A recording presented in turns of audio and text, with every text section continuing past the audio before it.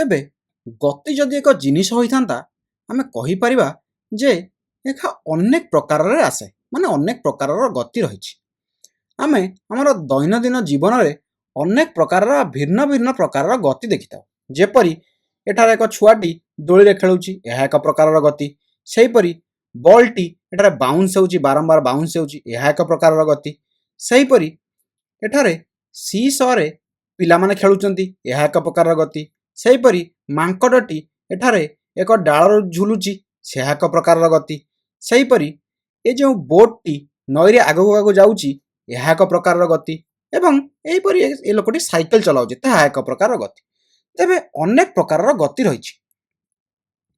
ତେବେ ଆମେ ଗତିକୁ କିପରି ଶ୍ରେଣୀ ବିଭାଗ କରିପାରିବା? ତେବେ ଗତିକୁ ଶ୍ରେଣୀ ବିଭାଗ କରିବାର ଅନେକ ପଦ୍ଧତି ରହିଛି ଏବଂ ଆମେ ଆଜି ସେହି ପଦ୍ଧତି ମଧ୍ୟରୁ ଗୋଟିଏ ପଦ୍ଧତି ପଢ଼ିବା। ତେବେ ଏହି ଶ୍ରେଣୀ ବିଭାଗ ଆମେ କେମିତି କରୁଛୁ? ଯେ କେତେ ସମୟରେ ବସ୍ତୁଟି କେତେ ଦୂରତା ଅତିକ୍ରାନ୍ତ କରୁଛି। ଚାଲନ୍ତୁ ଦେଖିବା। ତେବେ ଏକ ସିଧା ରାସ୍ତାରେ ଏକ କାରଟିଏ ଗତି କରୁଛି, ଏକ ସିଧା ରାସ୍ତାରେ ଏକ କାରଟେ ଗତି କରୁଛି। ଚାଲନ୍ତୁ ଆରମ୍ଭ କରିବା। ତେବେ ଆମେ ଦେଖିଲେ ଯେ 0 ସେକେଣ୍ଡରେ ଏହା 0 ମିଟର ରହିଛି ଏବଂ 5 ସେକେଣ୍ଡରେ ଏହା 5 ମିଟରରେ ଅଛି। ସେହିପରି 10 ସେକେଣ୍ଡରେ ଏହା 10 ମିଟର, ଯେଉଁ ଜାଗାରେ 10 ମିଟର ଦୂରତା ଅତିକ୍ରାନ୍ତ କରିଛି।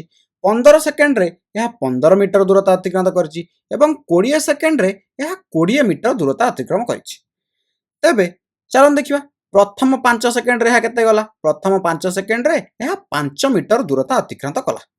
ସେହିପରି ତା ପର 5 ସେକେଣ୍ଡରେ ମଧ୍ୟ ଏହା କେତେ ଦୂରତା ଅତିକ୍ରାନ୍ତ କଲା? 10 ମାଇନସ୍ 5 5 ମିଟର। ସେହିପରି ତା ପର 5 ସେକେଣ୍ଡରେ ମଧ୍ୟ ଏହା ସେଇ 5 ମିଟର, ଦେଖନ୍ତୁ 15 ମିଟର ମାଇନସ୍ 10 ମିଟର, 5 ମିଟର ଦୂରତା ଅତିକ୍ରାନ୍ତ କଲା।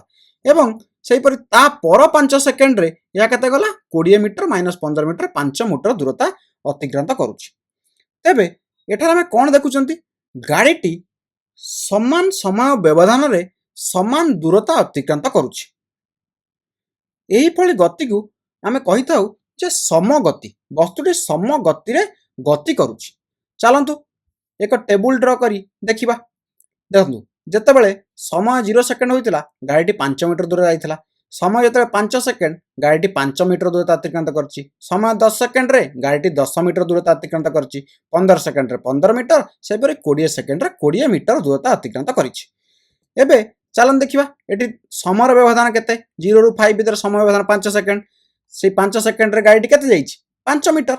ସେହିପରି ଆମେ ଯଦି ସବୁ ସମୟ ବ୍ୟବଧାନ ଦେଖିବା ତାହେଲେ 5 ରୁ 10ରେ 5 ସେକେଣ୍ଡ, ପୁଣି 10 ରୁ 15ରେ 5 ସେକେଣ୍ଡ, ପୁଣି 15 ରୁ 20 ସେକେଣ୍ଡରେ 5 ସେକେଣ୍ଡ। ଏବଂ ସେହିପରି ପ୍ରଥମ 5 ସେକେଣ୍ଡରେ ଗାଡ଼ିଟି 5 ମିଟର ଯାଇଥିଲା। ନେକ୍ସଟ 5 ସେକେଣ୍ଡରେ ମଧ୍ୟ ଗାଡ଼ିଟି 5 ମିଟର ହିଁ ଯାଇଛି ଏବଂ ତାପର 5 ସେକେଣ୍ଡରେ 5 ମିଟର ଏବଂ ତାପର 5 ସେକେଣ୍ଡରେ ମଧ୍ୟ 5 ମିଟର ଦୂରତା ଅତିକ୍ରାନ୍ତ କରିଛି। ଏହିଭଳି ଗତିକୁ ଆମେ ସମଗତି ବୋଲି କହିଥାଉ। ମାନେ ଯେତେବେଳେ ବସ୍ତୁଟି ସମାନ ସମୟ ବ୍ୟବଧାନରେ ସମାନ ଦୂରତା ଅତିକ୍ରାନ୍ତ କରେ ଆମେ କହିଥାଉ ଯେ ବସ୍ତୁଟି ସମଗତିରେ ଗତି କରୁଛି। ତେବେ ବର୍ତ୍ତମାନ ଚାଲନ୍ତୁ ଆଉ ଏକ ଉଦାହରଣ ନେବା। ସେଟା ଆମେ ନେଲେ କାର? ସେ ଯେଉଁ କାରଟି ଯାଉଥିଲା ତାକୁ ଏ ବୋଲି ଭାବିଦିଅ ଏବଂ ଏଠାରେ ଏ ଯେଉଁ ଗାଡ଼ିଟି ଯାଉଛି ତାକୁ ବି ବୋଲି ଭାବିଦିଅ। ତେବେ ଚାଲନ୍ତୁ ଦେଖିବା। ଗାଡ଼ିଟି ଏଠାରେ ଯାଉଛି ଏବଂ ଗାଡ଼ିଟି କିପରି ଯାଉଛି? ଯେ ଯେତେବେଳେ ସମୟ 0 ସେକେଣ୍ଡ ଥିଲା ସେତେବେଳେ ଗାଡ଼ିଟି ଆରମ୍ଭରେ ଥିଲା, ମାନେ କୌଣସି ଦୂରତା ଅତିକ୍ରାନ୍ତ କରିନଥିଲା ଏବଂ 0 ମିଟରରେ ଥିଲା। ସେହିପରି ଯେତେବେଳେ ସମୟ 5 ସେକେଣ୍ଡ ହେଲା ଗାଡ଼ିଟି କେତେ ଦୂରତା ଅତିକ୍ରାନ୍ତି? 5 ମିଟର। ଏବଂ ଯେତେବେଳେ ସମୟ 10 ସେକେଣ୍ଡ ହୋଇଛି ଗାଡ଼ିଟି ଟୋଟାଲ 7 ମିଟର ଦୂରତା ଅତିକ୍ରାନ୍ତ କରିଛି। ଏବଂ ସେହିପରି ଯେତେବେଳେ ସମୟ 15 ସେକେଣ୍ଡ ହୋଇଛି ଗାଡ଼ିଟି ଟୋଟାଲ 15 ମିଟର ଦୂରତା ଅତିକ୍ରାନ୍ତ କରିଛି ଏବଂ 20 ସେକେଣ୍ଡରେ 16 ମିଟର ଦୂରତା ଅତିକ୍ରାନ୍ତ କରିଛି। ତେବେ ଚାଲନ୍ତୁ ଦେଖିବା ଯେ ପ୍ରଥମ 5 ସେକେଣ୍ଡରେ ଗାଡ଼ିଟି କେତେ ଦୂରତା ଅତିକ୍ରାନ୍ତ କଲା? 5 ମିଟର। ସେହିପରି ନେକ୍ସଟ 5 ସେକେଣ୍ଡରେ ଗାଡ଼ିଟି କେତେ ଦୂରତା ଅତିକ୍ରାନ୍ତ କଲା? 7 ମାଇନସ୍ 5 2 ମିଟର ଦୂରତା ଅତିକ୍ରାନ୍ତ କରିଛି। ସେହିପରି ନେକ୍ସଟ 5 ସେକେଣ୍ଡରେ ଗାଡ଼ିଟି କେତେ ଦୂରତା ଅତିକ୍ରାନ୍ତ କଲା? 15 ମାଇନସ୍ 7 8 ମିଟର ଦୂରତା ଅତିକ୍ରାନ୍ତ କରିଛି। ଏବଂ ନେକ୍ସଟ 5 ସେକେଣ୍ଡରେ ଗାଡ଼ିଟି 16 ମାଇନସ୍ 15 1 ମିଟର ଦୂରତା ଅତିକ୍ରାନ୍ତ କରିଛି। ତ ଏଠାରେ ଦେଖନ୍ତୁ ସମୟର ବ୍ୟବଧାନ ସବୁ ସମାନ ରହିଛି, କିନ୍ତୁ ଗାଡ଼ିଟିର ସମାନ ସମୟ ବ୍ୟବଧାନରେ ଗାଡ଼ିଟି ଅସମାନ ଦୂରତା ଗତି କରୁଛି। ମାନେ ଚାଲନ୍ତୁ ଆମେ ଏକ ଟେବୁଲ ନେଇ ଦେଖିବା। ଚାଲନ୍ତୁ ଯେତେବେଳେ ସମୟ 0 ସେକେଣ୍ଡ ଥିଲା ସେତେବେଳେ ଦୂରତା ମଧ୍ୟ 0 ଥିଲା। ସମୟ ଯେତେବେଳେ 5 ସେକେଣ୍ଡ ହେଲା ଗାଡ଼ିଟି 5 ମିଟର ଦୂରତା ଅତିକ୍ରାନ୍ତ କରିଛି। ସମୟ 10 ସେକେଣ୍ଡରେ ଗାଡ଼ିଟି 7 ମିଟର ଦୂରତା ଅତିକ୍ରାନ୍ତ କରିଛି। ସମୟ 15 ସେକେଣ୍ଡରେ ଗାଡ଼ିଟି 15 ମିଟର ଦୂରତା ଅତିକ୍ରାନ୍ତ କରିଛି ଏବଂ 20 ସେକେଣ୍ଡ ସମୟରେ ଗାଡ଼ିଟି ଟୋଟାଲ 16 ମିଟର ଦୂରତା ଅତିକ୍ରାନ୍ତ କରିଛି। ତେବେ ଏଠାରେ ସମୟର ବ୍ୟବଧାନ ସବୁ ଦେଖନ୍ତୁ 0 ରୁ 5 5 ସେକେଣ୍ଡ, 5 ରୁ 10 5 ସେକେଣ୍ଡ, ପୁଣି 10 ରୁ 15 5 ସେକେଣ୍ଡ, 15 ରୁ 20 5 ସେକେଣ୍ଡ। ପ୍ରଥମ 5 ସେକେଣ୍ଡରେ ଗାଡ଼ିଟି 5 ମିଟର ଦୂରତା ଅତିକ୍ରାନ୍ତ କରିଛି। ନେକ୍ସଟ 5 ସେକେଣ୍ଡରେ ଗାଡ଼ିଟି ମାତ୍ର 2 ମିଟର ଦୂରତା ଅତିକ୍ରାନ୍ତ କରିଛି, ମାନେ ତାର ଗତି କମି ଯାଇଛି। ସେହିପରି ନେକ୍ସଟ 5 ସେକେଣ୍ଡରେ ଗାଡ଼ିଟି କେତେ ଯାଇଛି 8 ମିଟର, ମାନେ ଏଠାରେ ତାର ଗତି ବଢ଼ି ଯାଇଛି।